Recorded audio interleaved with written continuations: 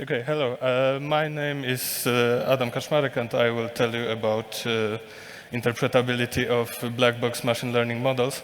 And as I've heard many of you asked about the black box models, these are very complex machine learning models, including the modern neural networks, etc. And we call them black boxes because we just can manipulate input and output of them without looking inside.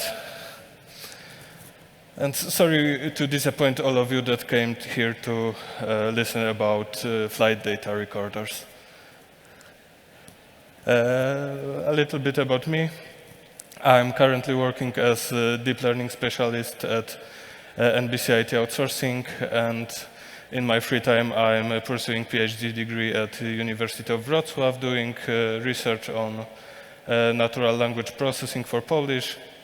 And in past, I worked both professionally and I was doing some research projects.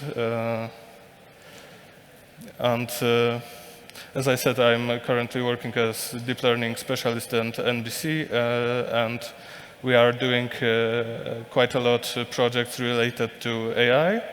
Here are a few examples like client expense classification, anomaly detection for fault prevention, anomaly detection for applications in anti-money laundering.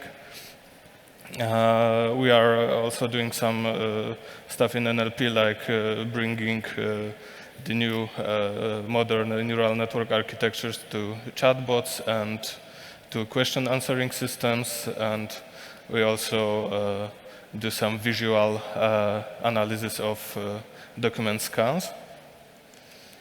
So let's go to the fun part. Why interpretability of machine learning models is even so important? I think the first reason is to build trust in AI, in machine learning models, because the necessary condition to build trust in AI is to understand why a model makes certain prediction, why it makes errors, when can we trust the model.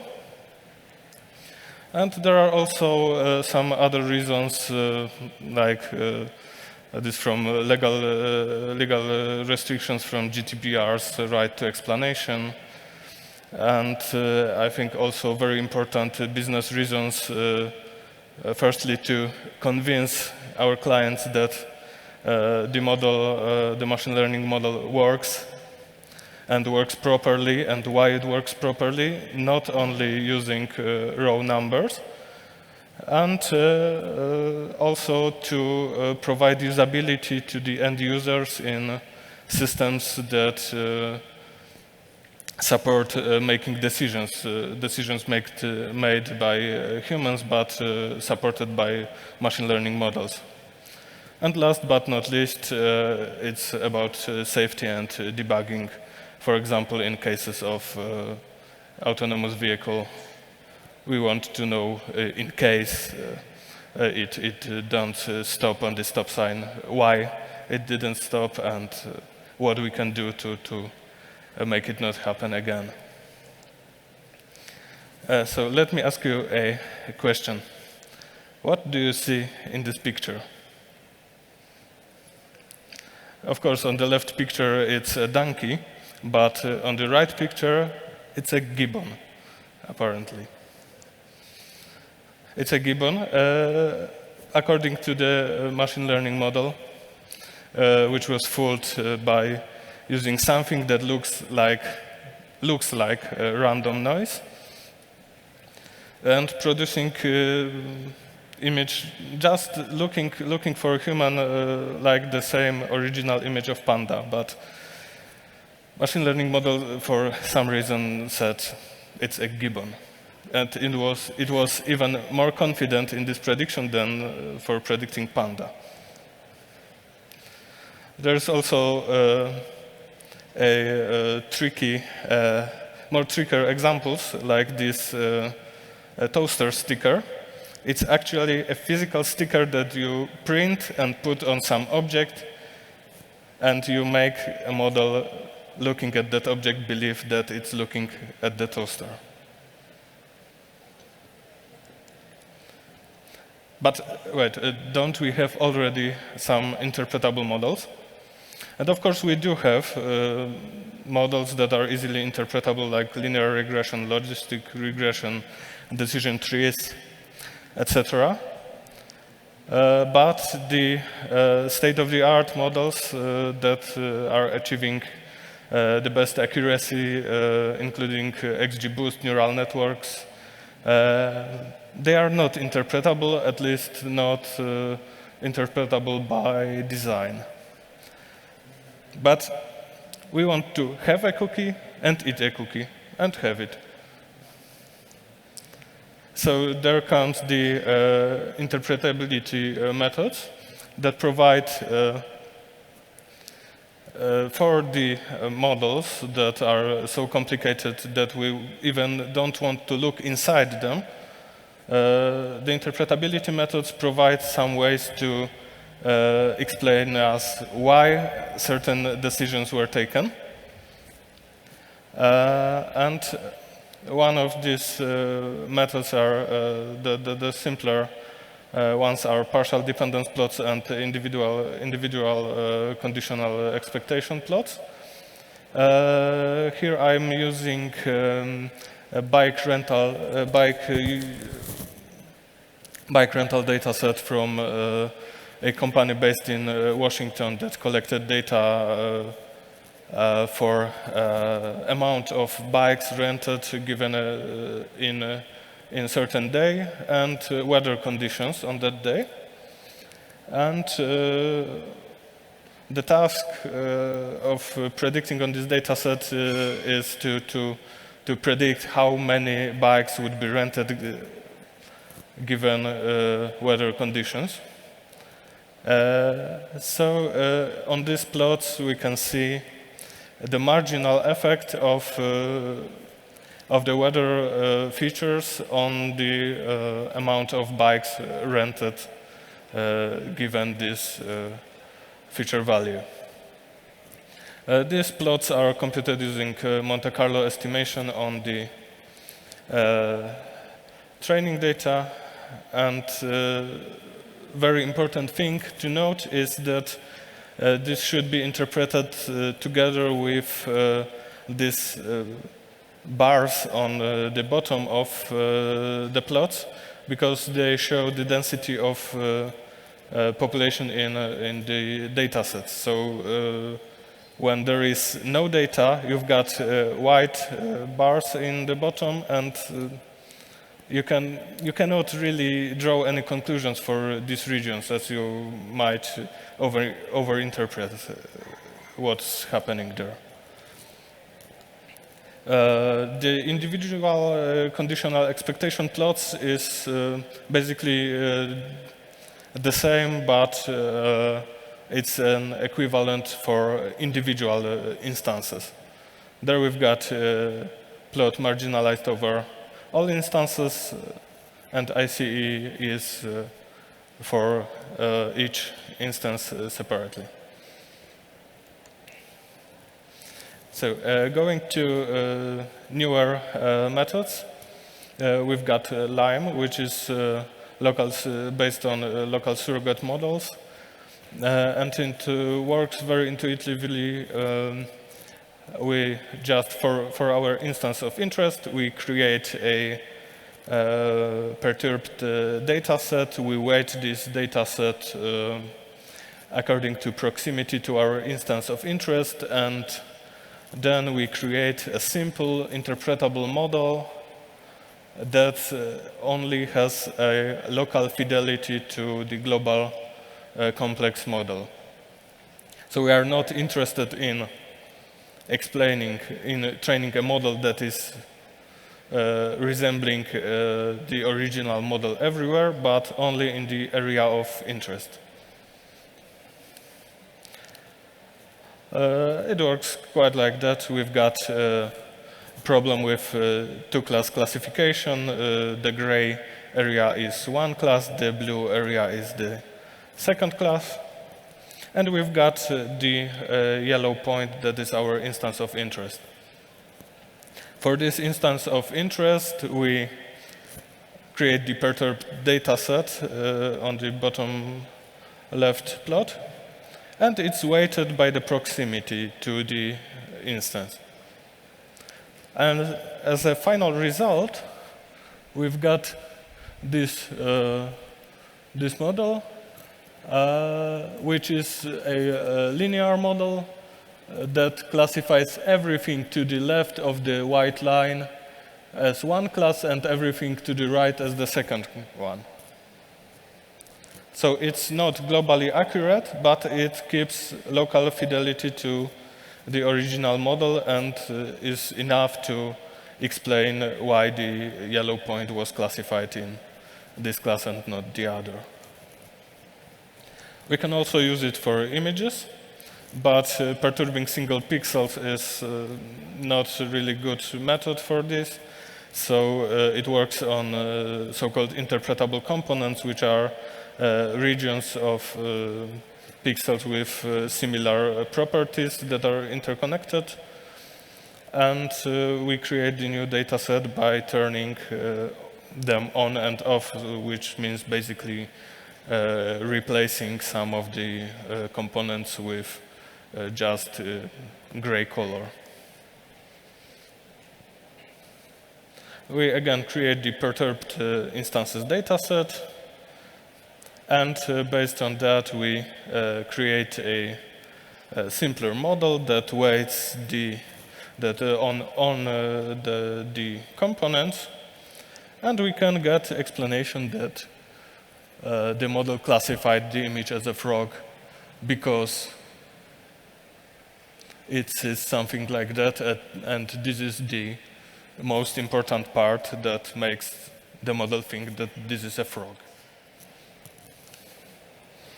There is another example when we can explain 2 or 3 predictions on the same image with different interconnected components. And Lime also works on text. There is an example where documents were classified into 2 categories, atheist or Christian.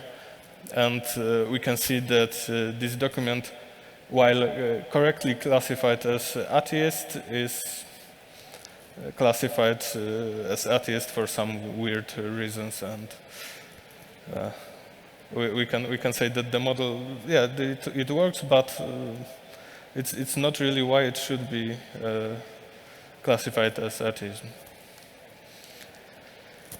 And one of the most fascinating methods of the recent time for explaining model predictions is SHAP, which stands for Shapley Additive Explanations, and it has its roots in game theory and in credit assignment, and it's like the features are playing game which result in the final model prediction, and we want to know which feature contributed mostly to the final result. This is the overview of SHAP working on the black box model. And SHAP is something that computes basically feature attribution based on difference between the actual prediction and the mean prediction for the model. So as an example, we can take a house value estimation problem and look at it with features like there is park nearby, there is some area of the house floor, and information about if cats are banned or not. And for some house with 50 square meters on the second floor, nearby park, and with cats banned, we've got a prediction of 300,000 euros.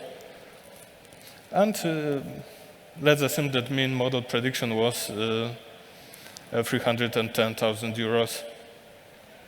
So we want to know how much for the sake of example, I will tell only on the cut ban feature. We want to know how much the feature contributed to the fact that the price is 10,000 euro lower. And we need to take all the combinations of the features. So nothing, park nearby, 50 square meters, second floor, separately and together, in pairs and in third, to compute.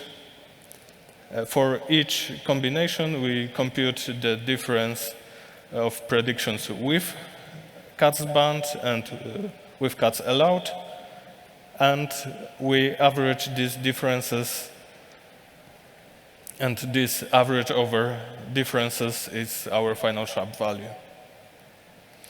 So SHAP comes with a few fancy visualizations. Here we can see that the model output is a bit higher than the base value, and the red features contributed to raising the value of model prediction, and the blue features on the plot indicate features that contributed negatively to the final output. If we rotate this plot and add all instances, we can show something like this over all instances. And maybe this one is more clear. This is over the data set of irises and for prediction of class Setosa. So we can see that the petal length and petal weight contributed positively, and petal length in some cases, other cases contributed negatively. And SHAP can be used also for images. Here we've got example from MNIST, and we've got four digits, and we've got in columns prediction for each of 10 classes from 0 to 9. And red pixels indicate the pixels that contributed positively to to classification to this class, and blue pixels indicate pixels that are contributing negatively. Okay, I will skip a bit. And we can also take some global statistics using SHAP. There are nice visualizations showing how the features contribute overall in data set to model predictions. And I would say that SHAP is a bit better than Lime. However, it can take longer time. I know that the authors of SHAP are taking some efforts to lower the time consumption, but still it takes time.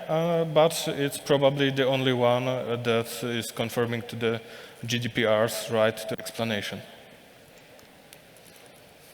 Okay, I will skip the disentanglement part. Okay, here are some references to other methods for interpretability, and references to the methods about which I've said a bit today. I think we need to skip questions too. Okay, so thank you. Thank you very much.